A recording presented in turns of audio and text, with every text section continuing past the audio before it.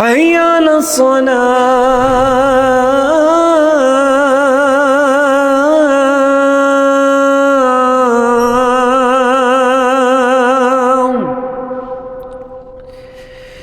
حي على الفلاح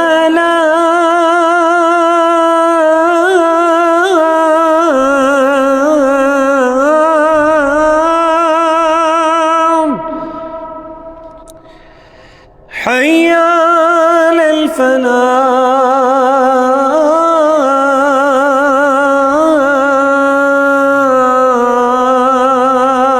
أعوذ بالله من الشيطان الرجيم. بسم الله الرحمن الرحيم. وما من دابة في الأرض إلا على الله رزقها ويعلم مستقرها ومستودعها كل في كتاب مبين. صدق اللہ العظیم. قرآن مجید کے مضامین کے خلاصے کے سلسلے میں آج اللہ رب العزت 12ویں پارے کے خلاصے کو بیان کرنے کی توفیق عطا فرما رہے ہیں. 11ویں پارے کے آخر میں سورہ ہود کا آغاز ہوا تھا اور سورہ ہود کی ابتدائی 5 آیتیں 11ویں پارے میں آخر میں آئیں. باقی سورہ ہود 12ویں پارے میں مکمل ہو رہی ہے. اس سورت کی ابتدا میں اللہ تعالیٰ نے قرآن مجید کی عظمت کو بیان کیا کہ یہ قرآن مجید اپنی آیات، معانی اور مضامین کے اعتبار سے ایک محکم کتاب ہے اور کسی بھی صورت میں اس کے اندر کوئی فساد، کوئی خلل، کوئی تعارض موجود نہیں ہے. اور اللہ تعالیٰ نے یہ بھی بتایا کہ اس کے محکم ہونے کی وجہ یہ ہے کہ یہ کلام اس ذات کا ہے جو حکیم بھی ہے اور خبیر بھی ہے. اس کے بعد اللہ رب العزت نے سورہ ہود کے اندر، جو کہ آپ کو معلوم کہ مکی صورت ہے اور مکی صورت میں عام طور پر توحید، رسالت اور آخرت کا ذکر کیا جاتا ہے، چنانچہ سورہ ہود میں بھی کتاب اللہ کی عظمت بیان کرنے کے بعد توحید کی دعوت ہے جو عقیدے کی اور یقین کی بنیاد ہے. پھر اللہ تعالیٰ نے 12ویں پارے کے شروع میں یہ بیان فرمایا کہ ساری مخلوق کو رزق دینے والا اللہ ہی ہے، چاہے وہ مخلوق انسان ہو یا جنات ہوں، چوپائے ہوں، پرندے ہوں، درندے ہوں، پانی میں رہنے والی مچھلیاں ہوں یا زمین پر رینگنے والے جانور ہوں. پھر اللہ نے فرمایا جہاں رزق اللہ کے ذمے ہے اور اس کی وجہ یہ ہے کہ آسمان اور زمین کو اللہ ہی نے پیدا کیا ہے اور جو کچھ اس میں ہے ان سب کا خالق اللہ ہے. پھر اللہ تعالیٰ نے فرمایا کہ جو لوگ ان قدرتی دلائل میں غور نہیں کرتے، ان کی آنکھوں پر ضد کی پٹی بندھی ہوئی ہے، وہ توحید کا بھی انکار کرتے ہیں اور قرآن کریم کو اللہ کا کلام تسلیم کرنے سے بھی انکار کرتے ہیں. چنانچہ سورہ ہود کی آیت نمبر 13 میں اللہ تعالیٰ نے ان منکرین کو ایک چیلنج کیا کہ اگر واقعی قرآن انسانی کاوش ہے تو تم بھی اس جیسی 10 صورتیں بنا کر لے آؤ. یہاں سورہ ہود کی آیت 13 کے اندر تو 10 صورتیں بنانے کا فرمایا، لیکن جب ہم پورے قرآن مجید کا مطالعہ کریں تو ہمیں معلوم ہوتا ہے کہ اللہ تعالیٰ نے قرآن کریم کے منکرین کی یہ والی بات کہ یہ تو قرآن انسان کا بنایا ہوا ہے، اس پر ایک تو اللہ تعالیٰ نے یہ چیلنج کیا پہلے کہ پورے قرآن کی مثال لانے کی کوشش کرو. پھر سورہ ہود میں فرمایا کہ اس جیسی 10 صورتیں لے آؤ. لیکن سورہ بقرہ کی آیت 23 میں اللہ تعالیٰ نے فرمایا کہ تم قرآن مجید کی صرف ایک چھوٹی سی صورت بھی بنا کر لے آؤ. تو یہ 3 چیلنج اللہ نے دیے، پورے قرآن کا بھی چیلنج دیا، 10 صورتیں بنانے کا چیلنج دیا، پھر یہاں تک ایک صورت ہی بنا کر لے آؤ. لیکن ہم نے سورہ یونس کی آیت 38 میں مطالعہ کیا تھا کہ یہ تینوں بار کفار اور منکرین اس چیلنج کو قبول کرنے سے عاجز رہے اور اللہ جیسا کلام، قرآن حکیم جیسا کلام نہ لا سکے. پھر اللہ تعالیٰ نے آیت نمبر 15 سے لے کر آیت نمبر 17 تک انسانوں کے 2 گروہوں کا ذکر کیا. جس سے ہم آج بھی اپنی زندگی کے اندر رہنمائی حاصل کر سکتے ہیں۔ اللہ تعالیٰ نے فرمایا پہلا گروہ انسانوں کا وہ ہے جن کی زندگی کا مقصد اور ان کی کوششوں اور جد و جہد کا مقصد صرف دنیا ہوتی ہے۔ وہ ہر وقت اسی زندگی کو، اس دنیا کی زندگی کو زیادہ سے زیادہ آرام دہ بنانے کی فکر میں لگے رہتے ہیں، زیادہ سے زیادہ کمانے کی فکر میں لگے رہتے ہیں، اور ان کو آخرت کبھی یاد نہیں آتی، نہ آخرت کی فکر کرتے ہیں۔ ایسے لوگوں کا ٹھکانہ جہنم ہوگا۔ اور دوسرا گروہ اللہ تعالیٰ نے انسانوں کا وہ بتایا، فرمایا کہ ایک وہ گروہ ہے جو دنیا کے لیے بھی محنت کرتا ہے، مشقت اٹھاتا ہے، کماتا ہے، لیکن اس کی کوششوں کا مقصد جو ہے وہ آخرت ہوتی ہے کہ میں یہ زندگی میں دنیا میں جو کما رہا ہوں اس کو حلال کمانے کی کوشش کروں گا، اور پھر اس کے مطابق کمانے کے بعد جو اللہ نے میرے اوپر اس کا خرچ کرنا لازم کیا وہ میں اللہ کے راستے میں خرچ کروں گا۔ تو ایسی صورت میں یہ انسان ساری کرتا یہ بھی دنیا کے کام ہے، لیکن اس کی کوششوں کا مقصد آخرت ہوتی ہے، آخرت کو بنانا مقصود ہوتا ہے، وہ اخروی زندگی کو ہی سامنے رکھ کر ساری زندگی کو گزارتا ہے۔ اللہ تعالیٰ نے فرمایا یہی لوگ کامیاب لوگ ہیں۔ پھر اللہ تعالیٰ نے پہلے گروہ کی مثال یہ دی کہ پہلا گروہ جو ہے جو کہ بس بالکل دنیا میں مگن ہے اور آخرت سے غافل ہے، اللہ نے کہا کہ ان کی مثال اندھوں اور بہروں جیسی ہے۔ اور دوسرا جو گروہ جو کہ دنیا کے اندر رہتے ہوئے اپنی آنکھوں کو کھول کر رکھتا ہے اور آخرت کی فکر کرتا ہے، تو اللہ تعالیٰ نے فرمایا دوسرے گروہ کی مثال جو ہے وہ ان لوگوں جیسی جن کو اللہ نے بینائی بھی دی ہو اور سننے کی طاقت بھی دی ہو۔ پھر اللہ رب العزت نے اگلی آیات کے اندر ہمیں سمجھایا کہ مختلف قوموں کے واقعات، مختلف انبیاء کے واقعات تفصیل سے ذکر فرمائے۔ چنانچہ سورہ ہود کے اندر اللہ تعالیٰ نے اسی ترتیب سے تقریباً 6 انبیاء کے حالات کا ذکر کیا۔ ایک تو حضرت نوح علیہ السلام کے حالات کا ذکر کیا، آیت نمبر 25 سے لے کر آیت نمبر 49 تک۔ پھر حضرت ہود علیہ السلام کے حالات کا ذکر کیا، آیت نمبر 50 سے آیت نمبر 60 تک۔ اسی کی وجہ سے سورت کا نام سورہ ہود رکھا گیا۔ پھر نمبر 3 حضرت صالح علیہ السلام کے حالات کا ذکر کیا جو آیت نمبر 61 سے لے کر آیت نمبر 68 تک ہیں۔ پھر نمبر 4 اللہ تعالیٰ نے حضرت لوط علیہ السلام کے حالات کا ذکر کیا جو سورہ ہود کے آیت نمبر 69 سے لے کر آیت نمبر 83 تک ہے۔ پھر نمبر 5 حضرت شعیب علیہ السلام کے حالات کا ذکر کیا جو آیت نمبر 84 سے آیت نمبر 95 تک ہیں۔ پھر نمبر 6 حضرت موسیٰ اور حضرت ہارون علیہ السلام کے واقعات کا ذکر کیا جو سورہ ہود میں آیت نمبر 96 سے آخر تک بیان ہو رہے ہیں۔ چنانچہ جب ہم ان حالات کا جو اللہ تعالیٰ نے ہمارے لیے بیان کیے، جو ہمارے لیے عبرت ہے اور ہمارے لیے ایک سبق ہیں، ایک ایک واقعے کے اندر اللہ تعالیٰ نے انسانوں کے لیے، قیامت تک کے آنے والے انسانوں کے لیے اللہ تعالیٰ نے وہ سبق بتائے کہ ان انسانوں کو وہ سبق ذہن میں رکھنا چاہیے۔ آیت نمبر 25 سے اللہ تعالیٰ نے نوح علیہ السلام کا ذکر کیا آیت نمبر 49 تک، جن کا خلاصہ یہ ہے کہ اللہ تعالیٰ نے کہا کہ ہم نے نوح علیہ السلام کو ان کی قوم کی طرف بھیجا، انہوں نے یہ کہا دیکھو میں واضح طور پر تمہیں ڈرانے والا ہوں کہ اللہ کے علاوہ کسی کی عبادت نہ کرو۔ اس قوم نے آگے سے یہ کہنا شروع کیا ہم نے تو آپ جیسا کوئی انسان نہیں دیکھا ایسا، اور ہم تو جب مانیں گے جب کہ ہمیں کوئی معجزہ دکھائیں۔ اور پھر حضرت نوح علیہ السلام نے اس قوم سے یہ بھی کہا کہ میری قوم میں تم سے کوئی مال نہیں مانگتا، میری اجرت تو اللہ کے ذمے ہے۔ پھر اس کے بعد حالات ایسے آتے ہیں کہ حضرت نوح علیہ السلام منع کرتے رہے، 950 سال وہ اپنی قوم میں رہے۔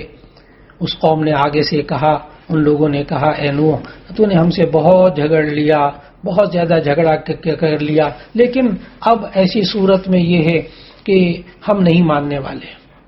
پھر ایسی صورت میں حضرت نوح علیہ السلام کی طرف اللہ تعالیٰ نے حکم دیا کہ آپ ایک کشتی بنائیں۔ سورہ ہود کے اندر یہ تفصیلات بیان ہوئی،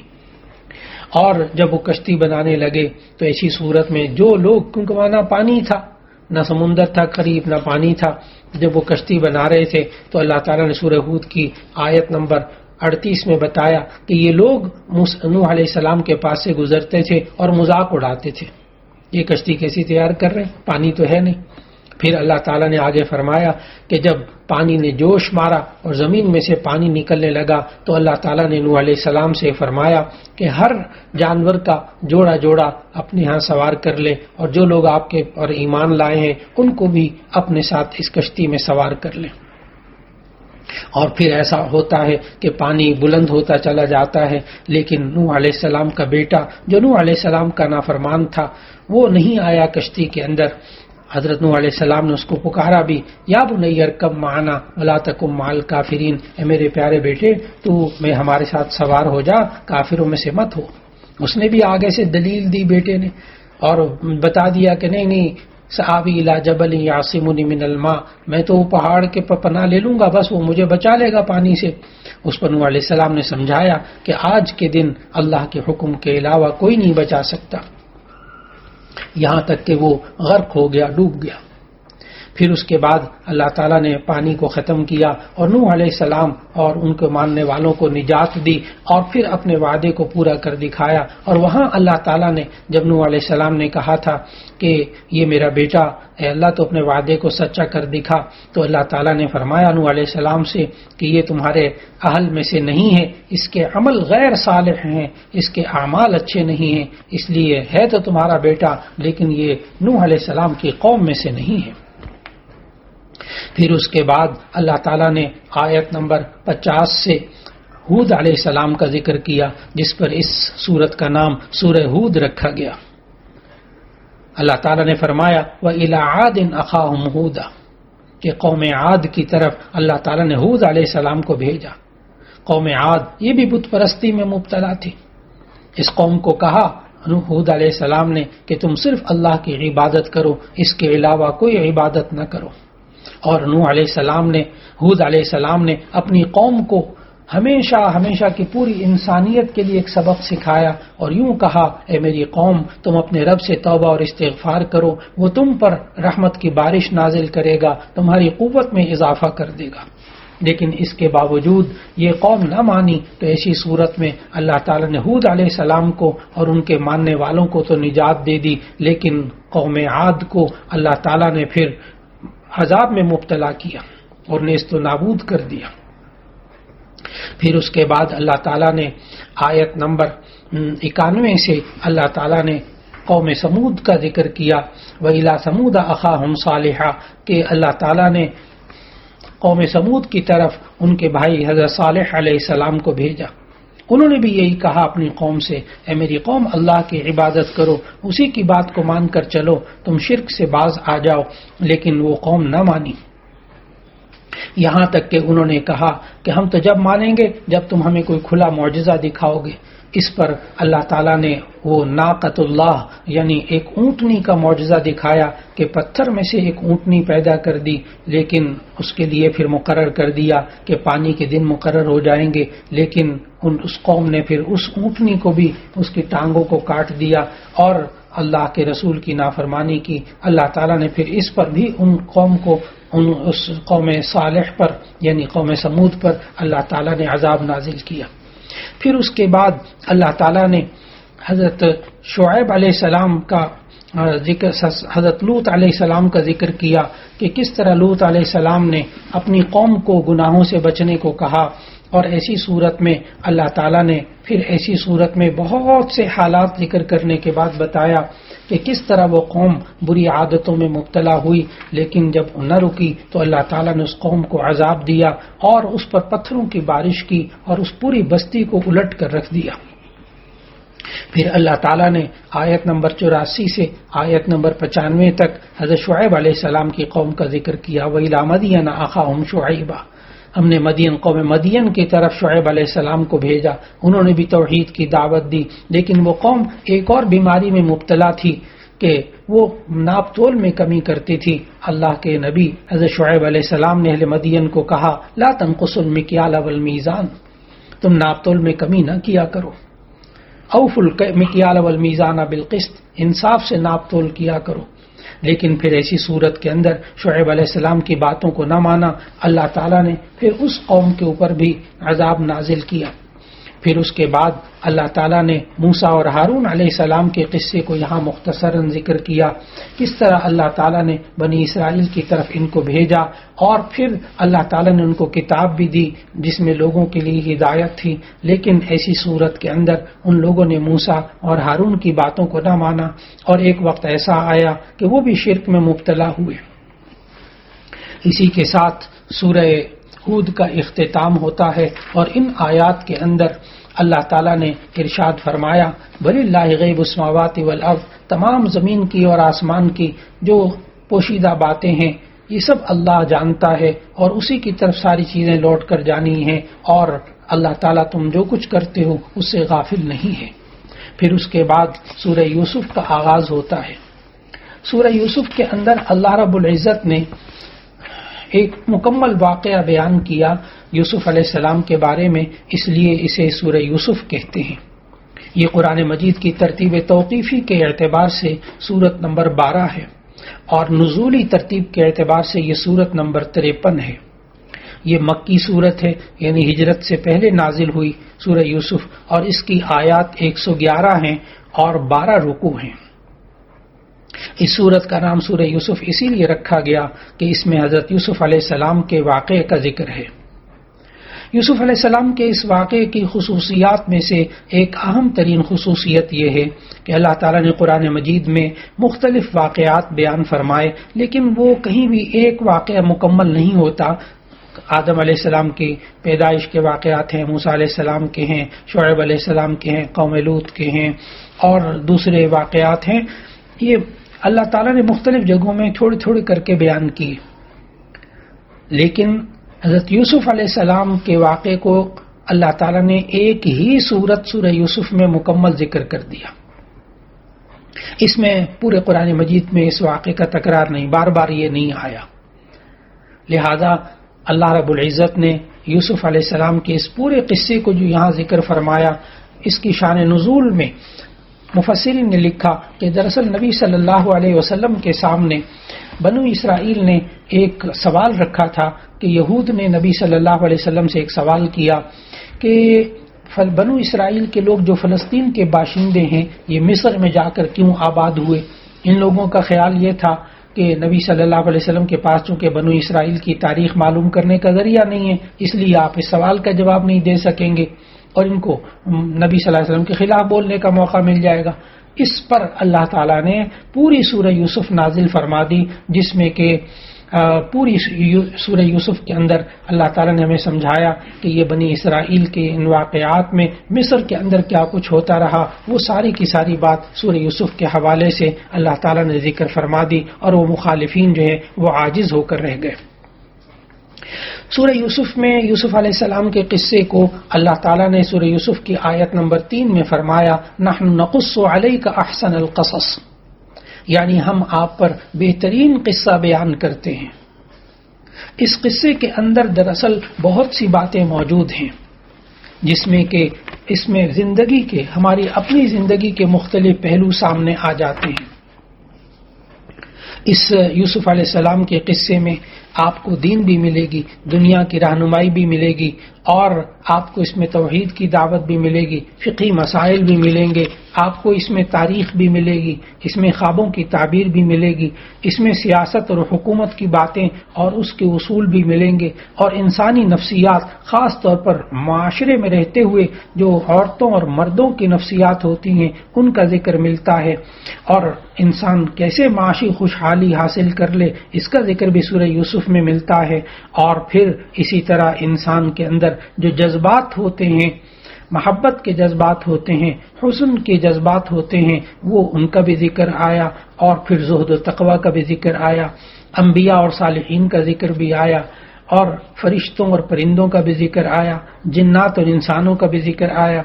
اور شیاطین کا بھی ذکر آیا، اور اس میں بادشاہوں کے حالات بھی معلوم ہوتے ہیں، تاجروں کے حالات بھی معلوم ہوتے ہیں، عالموں اور جاہلوں کے حالات بھی سمجھ میں آتے ہیں۔ اسی طرح راہ راست سے بھٹک جانے والی عورتوں کی حیلہ سازی، ان کی مکاری اور ان کی بے حیائی کا تذکرہ بھی ملتا ہے۔ اور پھر اس میں عام زندگی کے اتار چڑھاؤ بھی سورہ یوسف سے سمجھ میں آتے ہیں کہ ہمیں زندگی کے اتار چڑھاؤ میں کس طرح رہنمائی حاصل کرنی چاہیے۔ ایک انسان گمنامی کی زندگی میں اس کی حالت کیسی ہونی چاہیے، اور جب اس کو شہرت مل جائے اور وہ کہیں کا وزیر ہو جائے، کہیں کسی ملک کا سربراہ ہو جائے، وزیر خزانہ بن جائے، تو اس کو پھر کیا کرنا چاہیے، اور پھر اس میں غربت کی حالت میں کیا کرنا چاہیے، انسان کو مالداری میں کیا کرنا چاہیے، جب اللہ عزت دے تو اس وقت کیسے سنبھلنا چاہیے، اور جب ذلت مل رہی ہو تو اس وقت اللہ کی طرف رجوع کیسے کرنا چاہیے، ثابت قدمی بھی ہونی چاہیے۔ یہ اتنے مضامین بھرپور ترتیب کے ساتھ سورہ یوسف کے حالات میں، یوسف علیہ السلام کے حالات میں اللہ تعالیٰ نے بتائے۔ اس لیے یوسف علیہ السلام کے اس واقعے کو، پورے واقعے کو بہت اچھی طرح مطالعہ اگر کیا جائے تو ہمیں یہ سب باتیں سمجھ میں آتی ہیں۔ چنانچہ 12ویں پارے کے اندر سورہ یوسف کے جو واقعات اللہ تعالیٰ نے بتائے کہ کس طرح یوسف علیہ السلام نے خواب دیکھا اور اپنے والد صاحب سے کہا، انی رأیت 11 کوکبا والشمس والقمر رأیتهم لی ساجدین، کہ میں نے 11 ستارے دیکھے۔ اصل میں وہ 11 بھائی تھے، ان کی تعبیر فوراً سمجھ میں آ گئی حضرت یعقوب علیہ السلام کو، ان کے والد کو، اور پھر انہوں نے سمجھایا کہ اپنے بھائیوں سے یہ خواب نہ ذکر کرنا ورنہ وہ تمہارے دشمن ہو جائیں گے، وہ چالیں چلیں گے۔ پھر ایک وقت ایسا آتا ہے کہ یوسف علیہ السلام جو کہ اپنے بھائیوں میں حسن صورت اور حسن سیرت کی وجہ سے ان کے والد ان کو بہت پسند کرتے تھے۔ کل یعقوب علیہ السلام کے 12 بیٹے تھے، یوسف علیہ السلام کے علاوہ کل 11 تھے، اور یوسف علیہ السلام سے ایک محبت ہونے کی وجہ سے وہ سب کے سب جو ہے وہ حسد بھی کرنے لگ گئے۔ چنانچہ ایک وقت ایسا آتا ہے، اسی حسد میں آ کر وہ کہنے لگے، مشورہ کیا کہ ہم یوسف کو قتل ہی کر دیں تو اچھا ہے۔ تو ایسی صورت میں انہوں نے والد صاحب سے اجازت لی اور کہا کہ ہمیں اجازت دے دیں، ہم ایسی صورت میں یوسف کو تھوڑا سا سیر کرا کر لے کر آتے ہیں۔ حضرت یعقوب علیہ السلام نے اپنی پیغمبرانہ انداز میں اور ان کو مستقبل کے حالات سے، ان کے اندیشوں کو سامنے رکھتے ہوئے کہا کہ دیکھو تم لے تو جا رہے ہو، کہیں سے بھیڑیا نہ کھا لے۔ لیکن انہوں نے کہا کہ ہم سب موجود ہیں، ہم سب اتنی ساری جماعت، اتنے بھائی موجود، 11 بھائی موجود ہیں، تو کیا ایسی صورت میں بھیڑیا کہاں کھا جائے گا۔ بہرحال وہ جب لے گئے، لے جانے کے بعد انہوں نے یوسف علیہ السلام کے قمیض کو اتارا اور ان کو ایک گڑھے میں، کنویں میں ڈال دیا،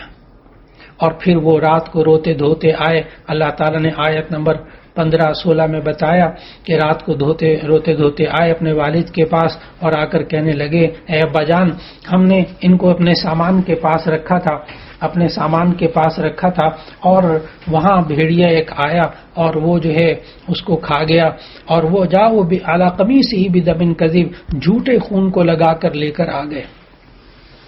اس پر حضرت یعقوب علیہ السلام نے صبر کیا، اور پھر ایک وقت ایسا آتا ہے کہ اس کنویں میں ایک تاجروں کا قافلہ آیا۔ اللہ تعالیٰ نے آیت نمبر 19 میں بتایا کہ ایک قافلہ آیا تاجروں کا، اس نے ڈول ڈالا اور اس میں سے وہ یوسف علیہ السلام کنویں سے نکل آئے۔ بہرحال اس آگے جا کر یوسف علیہ السلام کو چند دراہم کے بدلے میں بیچ دیا گیا،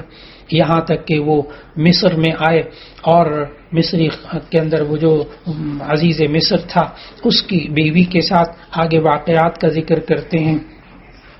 کہ حضرت یوسف علیہ السلام خوبصورت تو تھے ہی، جب وہ بڑے ہوئے، جوان ہوئے، تو ایسی صورت میں ان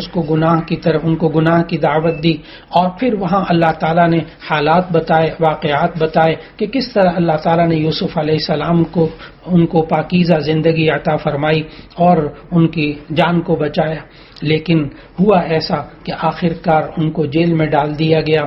اور پھر جب جیل میں ڈالا گیا تو پھر اللہ تعالیٰ نے وہاں ان آیات میں، آیت نمبر 30، 31، 32 میں وہاں اللہ تعالیٰ نے بتایا کہ کس طرح جیل کے اندر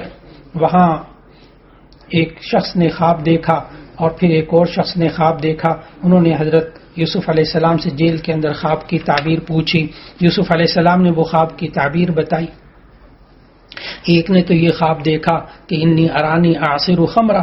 کہ میں شراب نچوڑ رہا ہوں، اور دوسرے نے خواب میں یہ دیکھا کہ میں نے اپنے سر پہ روٹیاں اٹھائی ہوئی ہیں جس میں سے پرندے اس میں سے کھا رہے ہیں. ان دونوں نے جب حضرت یوسف علیہ السلام سے خواب کی تعبیر مانگی تو حضرت یوسف علیہ السلام نے خواب کی تعبیر بتائی اور فرمایا کہ ایک تو ایسا ہے اس میں سے کہ جس کے سر پہ روٹیاں تھیں اس کو تو پھانسی پہ چڑھایا جائے گا، اور ایک جو ہے وہ یہ ہے کہ وہ شراب کشی کرتا رہے گا، وہ بچ جائے گا. اور پھر اس کے بعد جب یہ تعبیر بتا دی اور وہ تعبیر پوری ہو گئی.